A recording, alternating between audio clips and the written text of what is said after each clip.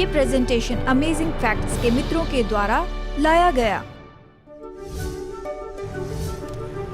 जनवरी 2010 में mini van ने Brooklyn street को क्रॉस करने वाले मनुष्य को मार दिया। ये बहुत ही दुखद घटना थी क्योंकि ये कोई सामान्य मनुष्य नहीं थे। जोरो लीना मार्च महीने में ये 105 साल के होने वाले थे। उनके दोस्त कहते थे ये तंदुरुस्ती के आदर्श हैं। दूसरे विश्व युद्ध में 3 पर्पल हार्ट थे। लीनो ने 1920 में शुरुआत की कोली आइलैंड कार्निवल में। यहाँ ये strongest man in the world बने। 5 फीट 5 इंच के कद वाले 150 पाउंड के थे। इनके कद के ये तो सबसे स्ट्रॉन्गेस्ट मैन रहे हैं। अपने पीठ के बल ये 3200 पाउंड्स का वजन खींचते, अपने दांतों से 475 पाउंड्स का वजन उठाते और 635 पाउंड्स ये एक उंगली से ही उठा सकते थे।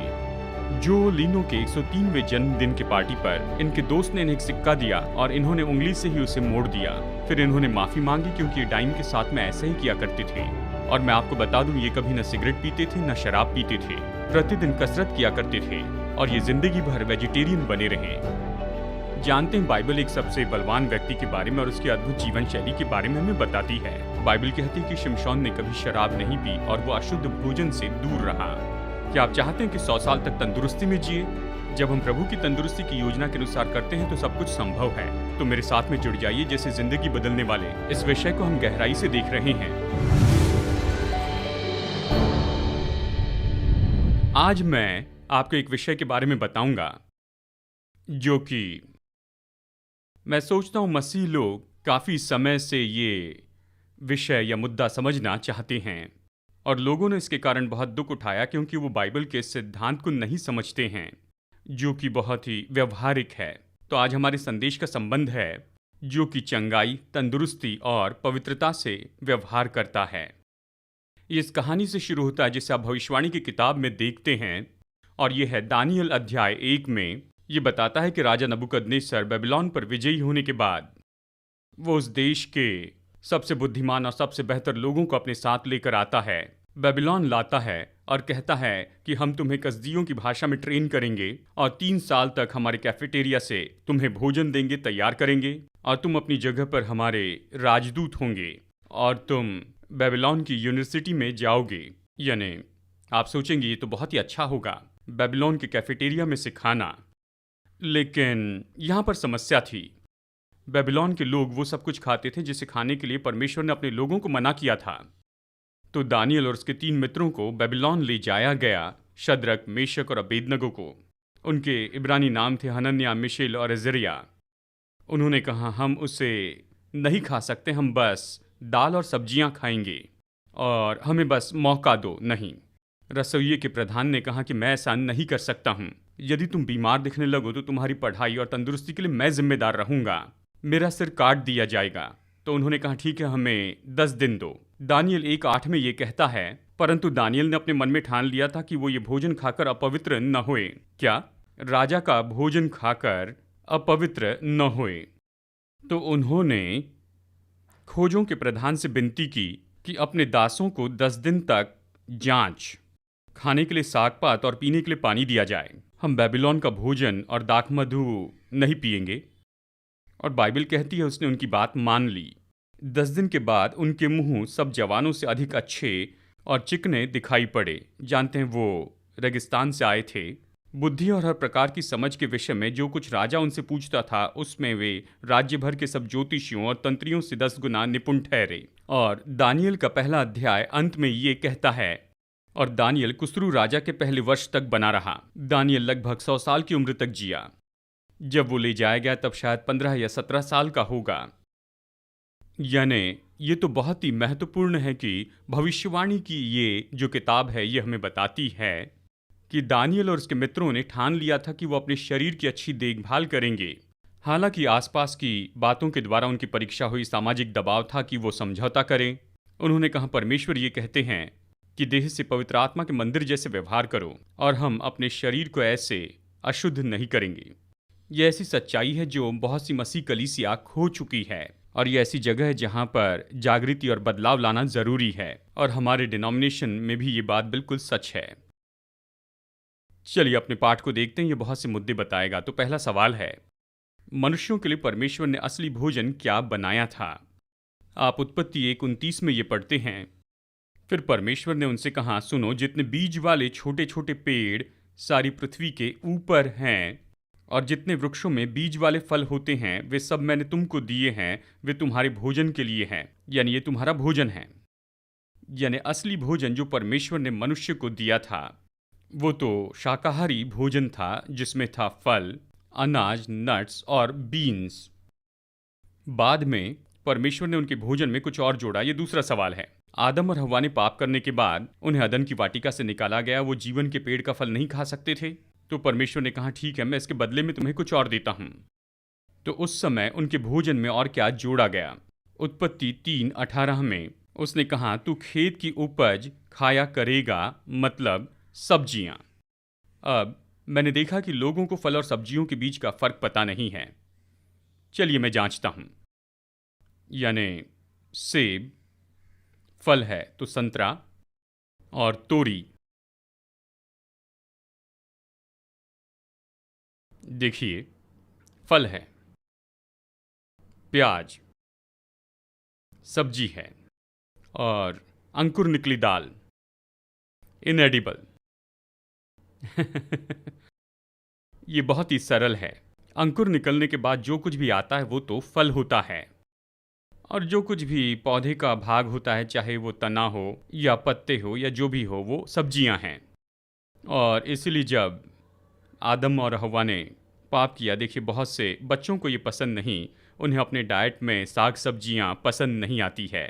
लेकिन पाप के बाद जब बताया गया कि वो वाटिका में नहीं रह सकते हैं और खेत की उपज खाएगा, यानी जो मनुष्य के लिए असली भोजन है वो तो साग सब्जी हैं। और खैर, मैं आपको स्पष्ट बता दूं कि मैं शाकाहारी हूं। मैं लोगों को इस पर गौर करने के लिए प्रोत्साहित करता हूं। बाइबल ये नहीं कहती कि शाकाहारी होना जरूरी है, लेकिन क्या आप जानते हैं कि हम स्वर्ग में शाकाहारी हो जाएंगे?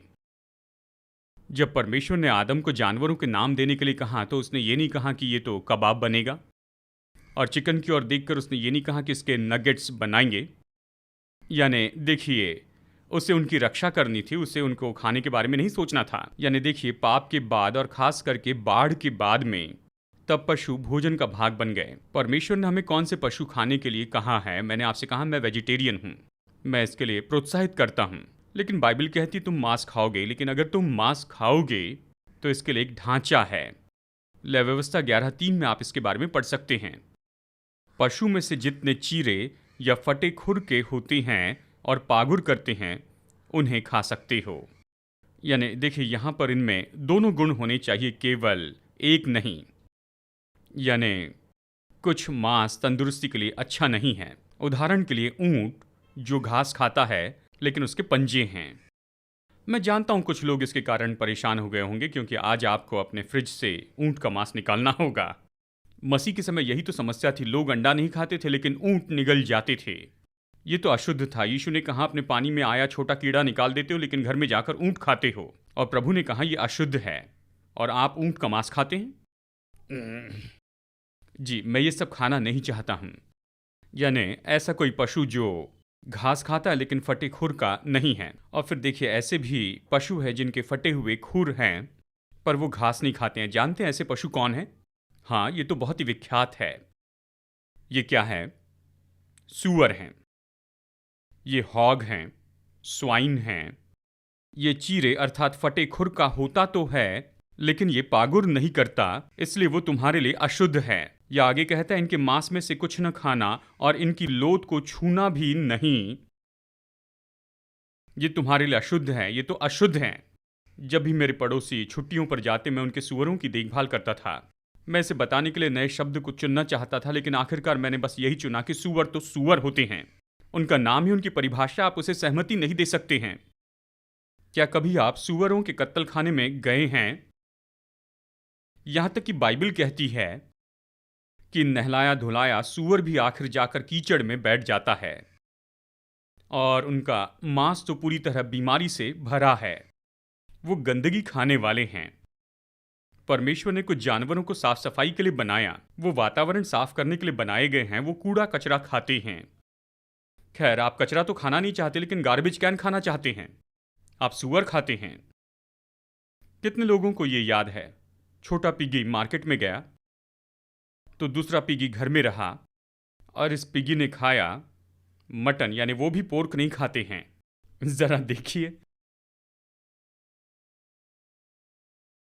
जी मुझे याद है एक बार मैंने पढ़ा था, मुझे लगता है 5 में से 1 ऑटोप्सी ये करते हैं। उत्तर अमेरिका में उन्होंने पाया कि वहाँ कुछ ऐसे लक्षण दिख रहे हैं या सबूत हैं ये ट्रकाइनी पॉइजन की।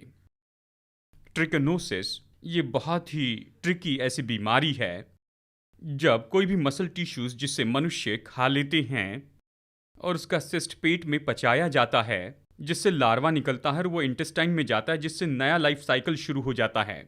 फीमेल ट्रकाइना कीड़ा 6 हफ्ते तक रहता है और इस बीच में वो 15,000 लार्वे निकालता है।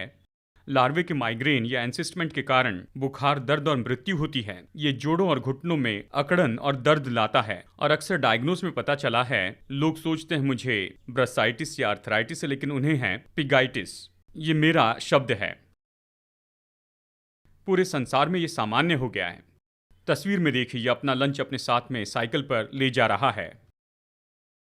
एक न्यूट्रिशनिस्ट ने एक आर्टिकल लिखा जो कि पुराना है, मुझे ये शब्द पसंद है, 6 सितंबर 1999 में लिखा। न्यूट्रिशनिस्ट ने कहा, बेकन ये तो तकनीकी रूप में मीट नहीं है, ये किसी भी फूड ग्रुप में नहीं आता है। Salt and nitrate ridden, fat laden, carcinogenic फेन है। आप क्यों खाना चाहेंगे कार्सिजेनिक फेन को? क्योंकि अच्छा स्वाद आता है। आप पर कौन नियंत्रण करेगा, आपका शरीर या फिर आपकी आत्मा? कुछ लोग कहेंगे, पास्टर डग आप बहुत ही कठोरता से हम सब लोगों से ये कह रहे हैं, हम मांस मटन ये सब खाते हैं। जानते हैं परमेश्वर ने मनुष्य को मांस मटन खाने के लिए बनाया है, इसलिए तो ये कैनाइन टीथ हैं। जानते हैं मैंने ये सवाल पहले भी पूछा था, ये बेकार है। देखिए इसके भी कैनाइन टीथ हैं और ये वेजिटेरियन हैं। वैसे हिप्पो या फिर हाथी, मुझे पता नहीं ये जवाब मुझे कितनी बार देना पड़ेगा। देखिए जो डाइजेस्टिव सिस्टम होता है, चाहे वो कुत्ता हो या बिल्ली हो या मांसाहारी जानवर हो, वो तो बहुत ही स्मूथ होता है, जबकि शाकाहारी जानवरों का डाइजेस्टिव सिस्टम बहुत उलझा हुआ होता है। यानी कहिए कि उनकी पाचन शैली जो है वो विभागों में बटी होती है और हम भी उसी कैटेगरी में हैं। हम केवल शाकाहारी भोजन पर जी सकते हैं। लोग कहते हैं, सुनिए पास्टर डग, आप अगर केवल वेजिटेरियन हैं तो तंदुरुस्त नहीं रह सकते हैं, आप में B12 और प्रोटीन कम होगा। ये तो मनगढ़ंत है, ये तो अनपढ़ व्यक्ति के वाक्य हैं। मैं पिछले 40 साल से वेजिटेरियन हूँ। मुझे अच्छा लगता है जब मैं सबवे में जाकर वेजीज ऑर्डर करता हूँ। चीज़ चाहिए नहीं, मुझे अच्छा लगता है। क्या नॉनवेज चाहिए? नहीं, सब वेजीज। मैं एक वेजिटेरियन हूँ सच में। जी हाँ। क्या मैं 90 साल का दिखता हूँ? और वो कहते हैं, वाह 90 साल। मैं सच में मानता हूं कि उस समय मैं मजाक करता हूं। मैं नहीं कहता मैं 90 साल का हूं, मैं कहता हूं क्या मैं 90 साल का दिखता हूं।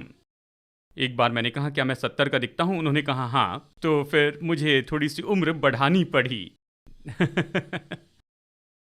लेकिन पिछले 40 साल से मैं वेजिटेरियन हूं और मुझे अच्छा महसूस होता है।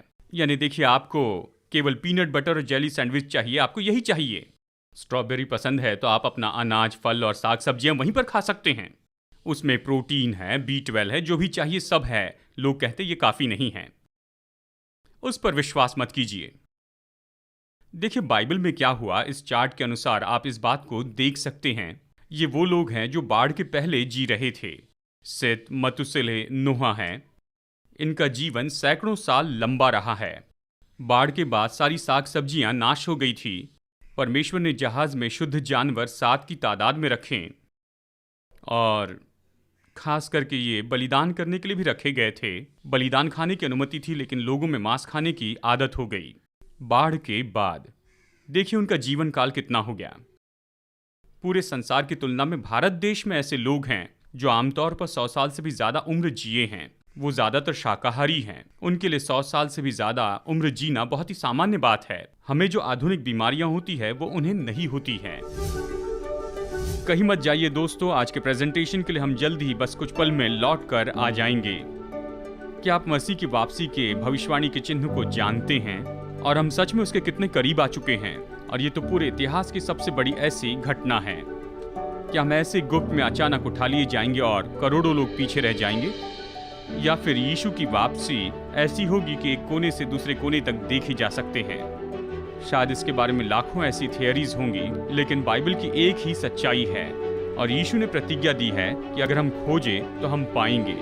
इसलिए अमेजिंग फैक्ट चाहता है कि इस विषय पर आप चट्टान जैसी मजबूत बुनियाद बनाएं। हमारे नए बाइबल स्रोतों के द्वारा इसे कहते हैं the day of the Lord. ये रंग बिरंगी पूरी विवरण देने वाली मैगजीन, इसमें हर एक सच्चाई बताई गई है जो आपको जाननी चाहिए कि कब, कहां और कैसे यीशु जल्दी लौटेगा। फ्री कॉपी मंगवाने के लिए स्क्रीन के नंबर पर फोन कीजिए और ऑफर नंबर कहिए 255 या वेब एड्रेस पर जाइए और इस अद्भुत स्रोत को पढ़ने के बाद इसे अपने दोस्तों को बताइए। तो आइए आज के प्रेजेंटेशन में चलते हैं और कुछ अद्भुत सच्चाइयां जानते हैं परमेश्वर के वचन से। हमने इस बात पर चर्चा की है, ये ऐसे पशु हो जिनके फटे हुए खुर हो और घास खाते हो। तो फिर समुद्र की मछलियों के बारे में क्या? कौन सी मछलियां और सी फूड बाइबल के अनुसार शुद्ध हैं? लेव्यवस्था 11:9 में आप पढ़ते हैं, फिर जितने जल जंतु हैं उनमें से तुम इन्हें खा सकते हो, जितनों के पंख और चौयटे होते हैं उन्हें खा सकते हो। जानते हैं, हाल ही में नेवी ने एक रिसर्च किया है, यानी दूसरे विश्व युद्ध के बाद में, क्योंकि पायलट्स और सेलर्स समुद्र की सतह पर तैर रहे थे, वो नहीं जानते थे कि कौन सी मछली वो खा सकते हैं, किसके सहारे वो जिंदा रह सकते हैं। तो उन्होंने कहा हमें इन्हें क्राइटेरिया देना होगा जो अच्छे से इन्हें याद रह सके, और उन्होंने ये रिसर्च किया। तो उनमें से एक ने कहा, जानते हैं बाइबल में ये कहा गया है यदि उनके फिन्स और स्केल्स है तो ये सुरक्षित हैं। ये कैसे दिखता है? इस पर उन्होंने रिसर्च किया। हम सेलर्स को ये सबसे अच्छा नियम बता सकते हैं। उन्होंने बहुत से टॉक्सिन्स पाए हैं मांसाहारी मछलियों में। कैटफिश के छिलके नहीं होते हैं। मैं और मेरे भाई कैटफिश पकड़ा करते थे मायामी बीच के मेरे पिताजी के घर में, और फिर कैटफिश के मुंह से हुक निकालते थे। डॉर्सल फिन ने मेरे भाई की उंगली को काटा। वो इतना टॉक्सिक था कि अब तक उंगली नहीं मोड़ पाते हैं, और लोग इसे खाते हैं। उन दिनों में मैं भी खाता था। शार्क्स, उनके छिलके नहीं होते हैं, वो मांसाहारी मछली होती है। कुछ लोग सोच रहे होंगे टूना के बारे में क्या? टूना के छिलके हैं, बहुत छोटे हैं लेकिन हैं। यानी उन्होंने ये सब कुछ देखा। तो अशुद्ध क्या है? और जलचरी प्राणियों में से अभी भी हम लेव्यवस्था 11:10 में हैं। जितने जीवधारी बिना पंख और चौयटे के समुद्र या नदियों में रहते हैं वे सब तुम्हारे लिए घृणित है। जो मांसाहारी जीव जंतु खाते हैं वो तुम्हारे लिए घृणित हैं। आप बाइबल में कहीं नहीं पाते हैं कि एक बार जिसे परमेश्वर ने घृणित कहा उसे बाद में वो आशीषित कहते हैं। परमेश्वर ने जिसे घृणित घोषित किया वो तो हमेशा के लिए घृणित है। और खैर बता दूं, ये जो नियम है ये केवल एक समूह के लोगों के लिए नहीं है। प्रभु ने शुरू में मानवता को ये नियम दिए हैं। तो पक्षियों के बारे में क्या? कौन से पक्षी अशुद्ध होते हैं? खैर, मैं कुछ पक्षियों के बारे में बता दूं। मैं तो कुछ भी नहीं खाता हूं, लेकिन बाइबल के अनुसार देखिए कौन से पक्षी अशुद्ध हैं। भांति भांति के सब काग यानी कौवे, शतुरमुर्ग, तखमास, जल कुक्कुट और भांति भांति के शिकरे और उल्लू, गिद्ध, ऐसे मांस खाने वाले, ये अशुद्ध हैं। भांति भांति के बगुले, टिटिहरी, और खैर जिन्हें तितर, बटेर, चिकन पसंद हैं, जिन्हें टर्की पसंद हैं, ये सब शुद्ध पक्षी हैं। कबूतर, ये शुद्ध हैं। मतलब मैं न्यूयॉर्क में कभी भूखे नहीं मरूंगा।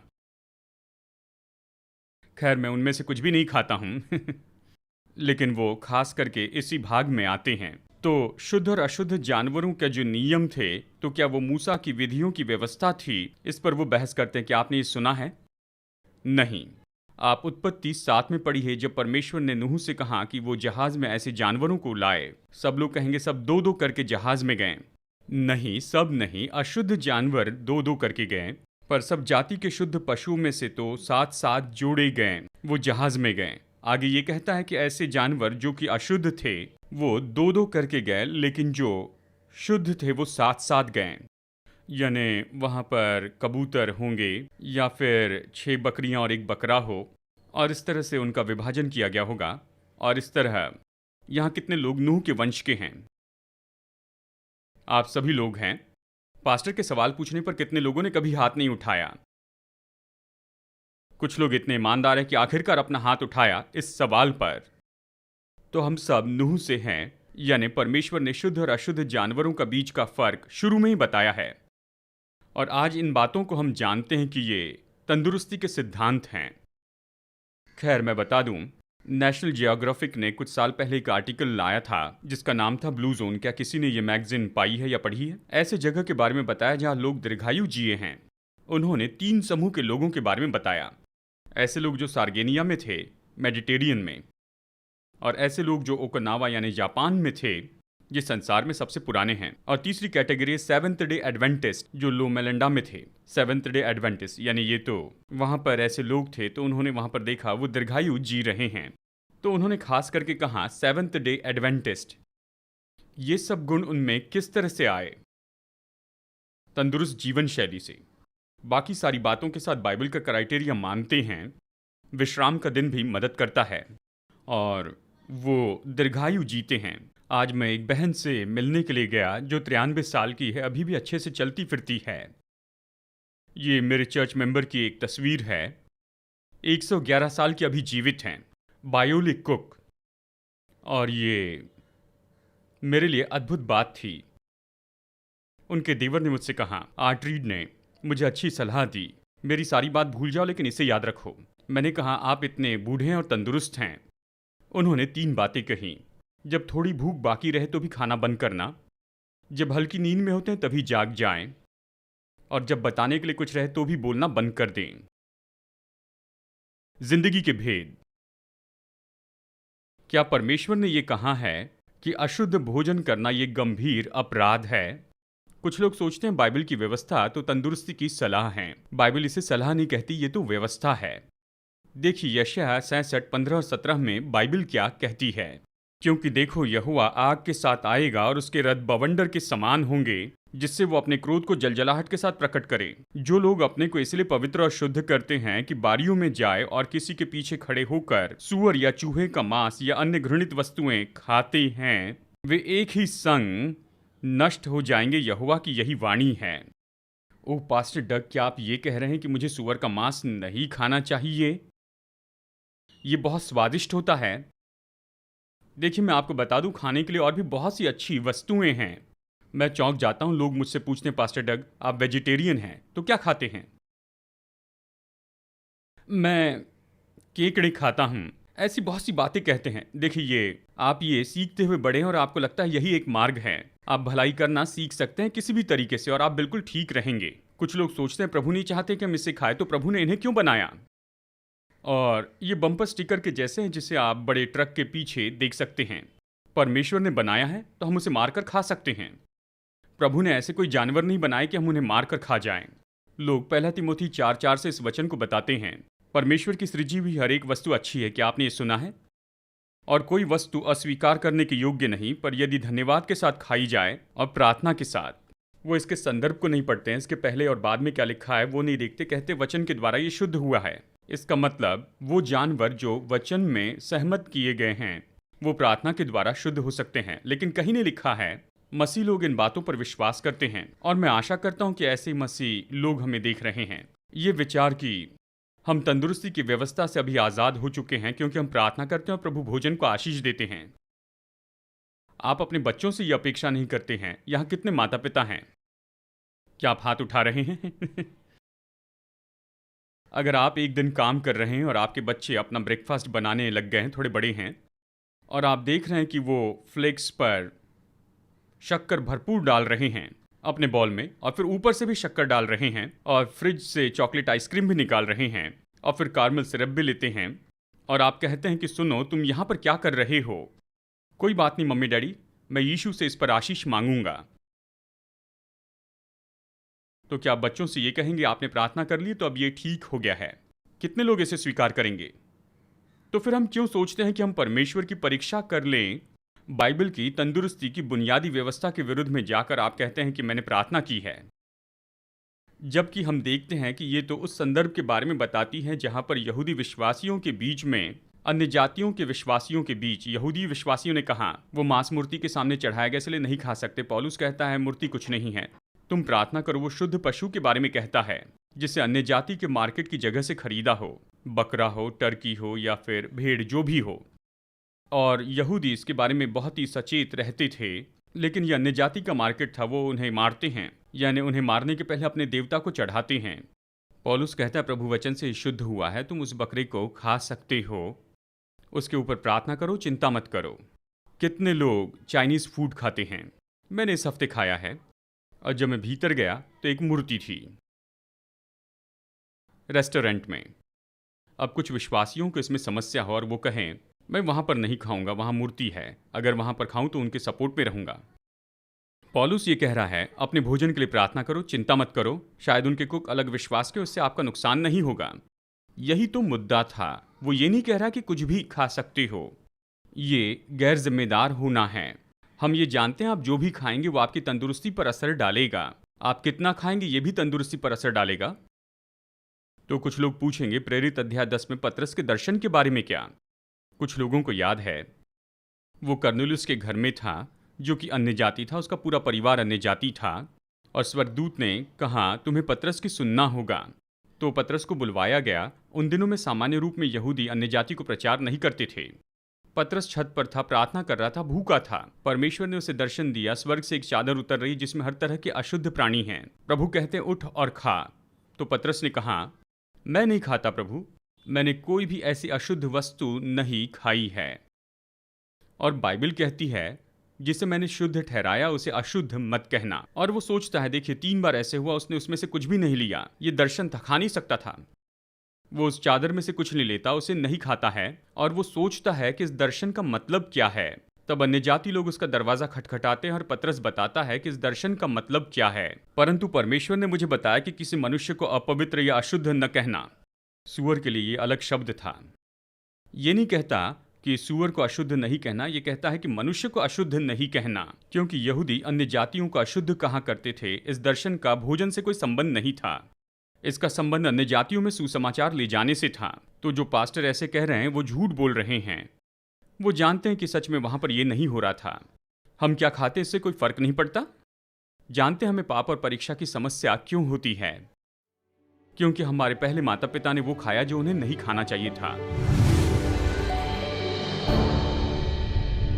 क्या आप अमेजिंग फैक्ट बाइबल स्टडी को और नहीं पा सकते हैं? आपको सच्चाई से भरे प्रोग्राम को जानने के लिए अगले हफ्ते राह देखने की जरूरत नहीं है। आप जाइए अमेजिंग फैक्ट मीडिया लाइब्रेरी में aftv.org पर।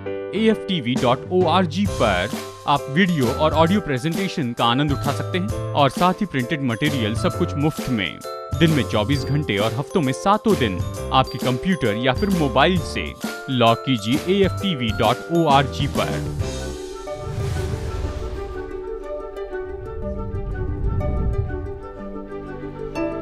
आज के फ्री ऑफर को मंगवाइए, ये आपके लिए एक आशीष है। जैसे हम सुसमाचार लोगों तक ले जा रहे हैं, आपकी भेंटों के लिए आपका धन्यवाद। आशा है आप अगले हफ्ते जुड़ जाएंगे। जैसे हम वचन की गहराई को देखते हैं, हम और भी अमेजिंग फैक्ट्स देखेंगे।